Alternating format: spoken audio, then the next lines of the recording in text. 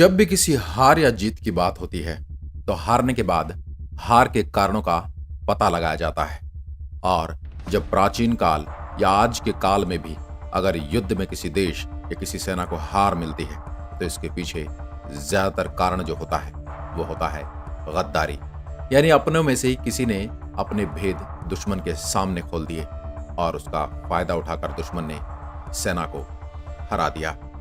आज हम भारतीय इतिहास के कुछ ऐसे ही गद्दारों पर बात करेंगे जिनकी वजह से ही भारत ने बहुत बुरे दिन देखे। एक समय था जब भारत की तूती पूरी दुनिया में बोलती थी। पूरी दुनिया को जीतने वाला सिकंदर भारत से हार कर लौटा था। इसके पश्चात कई सैकड़ों सालों तक किसी भी आक्रांता की भारत पर नजर उठाने की हिम्मत नहीं हुई। उसके बाद चंद्रगुप्त मौर्य के वंशज और सम्राट अशोक के समय तक किसी ने भी भारत की ओर आंख उठाने की हिम्मत नहीं की। लेकिन सम्राट अशोक और उनके वंशज जब से बौद्ध हुए, जब से सम्राट अशोक और उनके वंशजों ने युद्ध न करने का प्रण लिया और शांति के मार्ग की ओर बढ़े, तो यही शांति का मार्ग भारत को युद्ध की ओर ले जाने लगा। यानी एक बार फिर दुश्मनों की नजरें भारत की ओर उठने लगी। इसके पश्चात भारत में कई इस्लामिक आक्रमण होने शुरू हुए। अंग्रेज व्यापार के नाम पर अंग्रेज भारत में आने शुरू हुए। इस कारण भारत विदेशियों के निशाने पर था।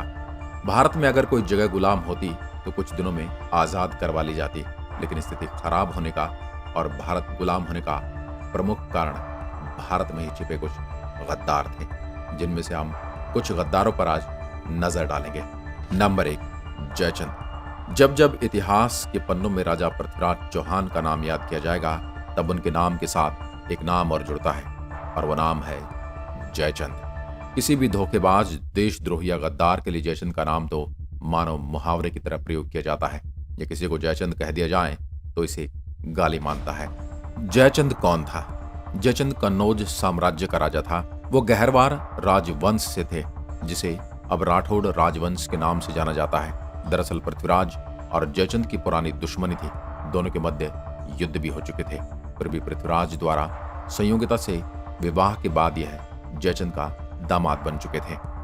उसके दिल में अपमान के तीखे तीर चुभ रहे थे। वह किसी भी कीमत पर पृथ्वीराज का विनाश चाहता था, भले उसे कुछ भी करना पड़े। अपने जासूसों से उसे पता चला कि मोहम्मद गौरी पृथ्वीराज को अपनी पराजय का बदला लेना चाहता है। जयचंद ने दिल्ली की सत्ता के लालच में मोहम्मद गौरी का साथ दिया। गौरी व जयचंद की सेना के आगे पृथ्वीराज को हार का सामना करना पड़ा। लेकिन युद्ध के बाद गौरी ने जयचंद को मार दिया।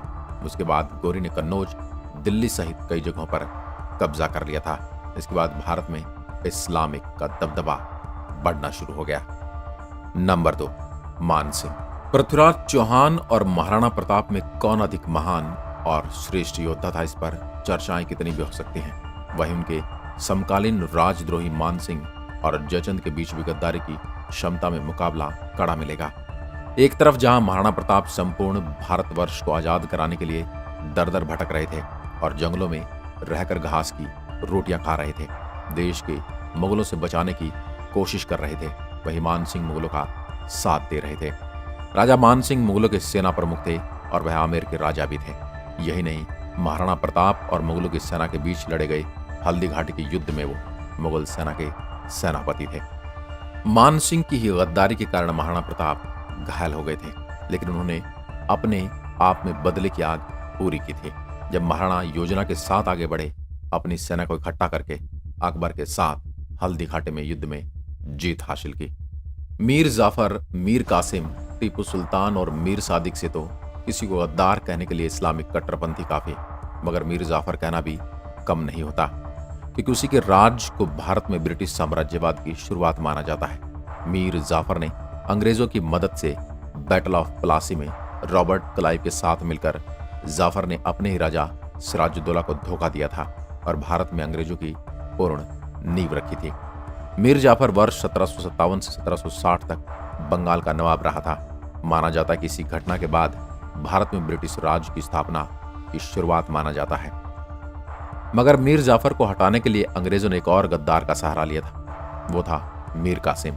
मगर मीर कासिम जब तक समझ पाता कि उसने अंग्रेजों का साथ देकर गलती की, तब तक उसे भी मार दिया गया। मीर कासिम को 1764 में बक्सर के युद्ध में अंग्रेजों ने मार गिराया। टीपू सुल्तान दक्षिण भारत का औरंगजेब था। वो हिंदुओं पर बड़ा अत्याचार करता था, मगर हर बार की तरह एक इस्लामिक शासन में एक मुस्लिम द्वारा ही खंजर घोंपने की प्रथा जारी थी और मीर सादक नामक उसके एक मंत्री ने अंग्रेजों के साथ मिलकर उसके साथ गद्दारी की और दक्षिण भारत में अंग्रेजों का आगमन हुआ, क्योंकि मीर सादिक को अंग्रेजों ने आसानी से अपने रास्ते से हटा दिया। नंबर 4, फणींद्र नाथ घोष। वैसे इस कड़ी में फणींद्र नाथ घोष नामक उस गद्दार का नाम सबसे ऊपर माना जाएगा, जिसने सांडर्स वध कांड और असेंबली बम कांड में भगत सिंह के खिलाफ गवाही दी थी और इसी गवाही के आधार पर भगत सिंह, राजगुरु एवं सुखदेव को आरोपी बनाकर उन्हें फांसी की सजा सुनाई गई थी। फणींद्र नाथ घोष ने ही सरकारी गवाह के तौर पर पंडित आजाद के शव की शिनाख्त की थी, लेकिन घोष की गद्दारी से गुस्साए भगत सिंह के साथ ही जो जेल में डाल दिए गए योगेंद्र शुक्ल व गुलाब चंद्र गुलाली 1932 में दिवाली की रात खुफिया तरीके से भाग निकले। जेल से निकलते उन्होंने गद्दार फणींद्र नाथ घोष को सजा देने की कसम खा ली। इस कसम को पूरा किया योगेंद्र शुक्ल के भतीजे बैकुंठ शुक्ल ने, जिसने कुकरी से घोष को मार डाला। वार इतने जानलेवा थे कि घोष चीखते चीखते मरता जमीन पर लेट गया। बेतिया अस्पताल में करीब सप्ताह भर जिंदगी और मौत के बीच जूझते हुए फणींद्र नाथ घोष की कहानी खत्म हो चुकी थी। बेशक बैकुंठ शुक्ल 6 जुलाई 1933 को हाजीपुर पुल के सोनपुर वाले छोर से गिरफ्तार कर लिए गए और फांसी पर लटका दिए गए, मगर वो अपना काम बखूबी कर चुके थे। नंबर 5, पांचवा नाम थोड़ा विवादास्पद है, इस पर लोगों को आपत्ति हो सकती है, लेकिन जो मैं बताने जा रहा हूं उसे सुनने के बाद आपको आपत्ति नहीं रहेगी। गद्दारी की बात हो और भारत की सबसे पुरानी पार्टी को भूल जाएं, ऐसा असंभव है। कोई एक नेता की बात हो तो नाम लिया जाए, मगर जिस पार्टी के नेताओं ने समय समय पर देश और हिंदुओं की पीठ में खंजर घोंपा, उससे किसी एक व्यक्ति का नाम लेना बाकियों के साथ अन्याय होगा।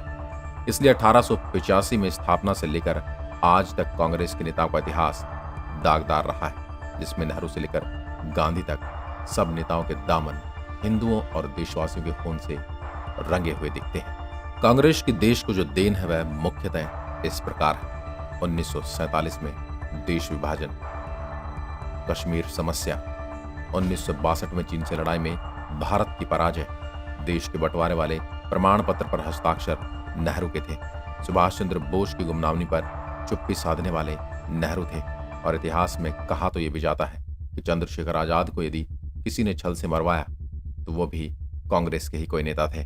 लाल बहादुर शास्त्री की मौत और उसकी कोई जांच पड़ताल तक नहीं हुई। क्या ये कम है? अगर ये कम है तो आपके पास बहुत सारी ऐसी बातें होंगी जो ये सिद्ध कर देंगी, जिनको हम इस वीडियो में नहीं बता सकते। आज की वीडियो में बस इतना ही। अगर वीडियो पसंद आई हो तो लाइक कीजिए और ऐसी वीडियो देखने के लिए हमारे चैनल को सब्सक्राइब जरूर करें। धन्यवाद।